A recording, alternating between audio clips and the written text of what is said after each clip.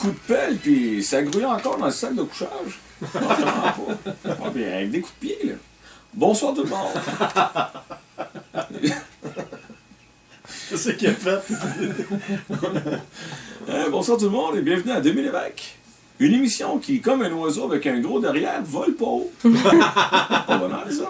Non, c'est pas mélodieux, on dit des choses différentes. Gros show encore ce soir. Vous vous souvenez peut-être de cet homme qui refusait d'enlever son costume de bain pour aller à la selle? Eh bien, il est arrivé ce qui devait arriver. Il sera pas aux Olympiques de Londres. Pas en plongeon, en tout cas.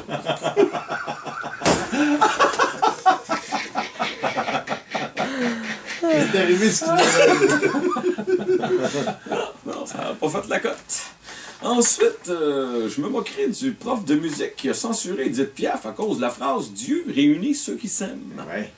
Je connais pas le fou, mais il a peut-être pas tort, le con, hein? Attendons avant de le traiter d'imbécile. Il est peut-être pas si niaiseux que ça, l'épée. Quoique, j'ai mes réserves. Mais je pense qu'on a affaire à un méchant tarlab, on verra. Avant de juger, un bon temps de donner la chance aux coureurs de gros caves. Après ça, C'est bon. C'est objectif. voilà, on reste objectif, hein. On fait la télé pour les gens qui nous écoutent. Après ça, je reçois cet homme qui vient de marier, imaginez-vous donc, son ami imaginaire. On a des photos du mariage avec la moitié de l'église vide d'un côté,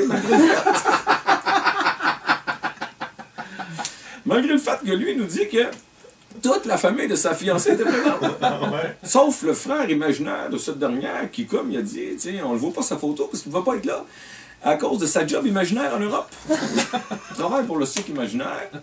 Mon boss imaginaire ne voulait pas. On peut t'en défiler bien. Il va être avec nous en studio. Il est arrivé seul en disant qu'il était pour être 6. Pendant l'entrevue, à un moment donné, mon caméraman Michel va se mettre à souligner une grosse épée dans le vide juste à côté de lui pour voir comment notre clown va réagir. Ça va être bon, ça. Ah ouais. Ça peut pas être méchant d'avoir du sang imaginaire à ses murs. Maintenant, sur une note un peu plus farfelue, Jusqu'à date, là, c'était straight. la dernière fois, on vous avait appris, avec beaucoup de tristesse, la mort de la femme Fontaine. Oh. Vous vous souvenez peut-être, je vous avais dit qu'au salon, il n'y a pas eu de la misère à arroser ses fleurs, pas pantoute. Mais là, tenez-vous bien. Imaginez-vous donc que les nouveaux propriétaires de son appartement, où est-ce qu'elle s'est noyée dans le bain, sont en studio avec nous.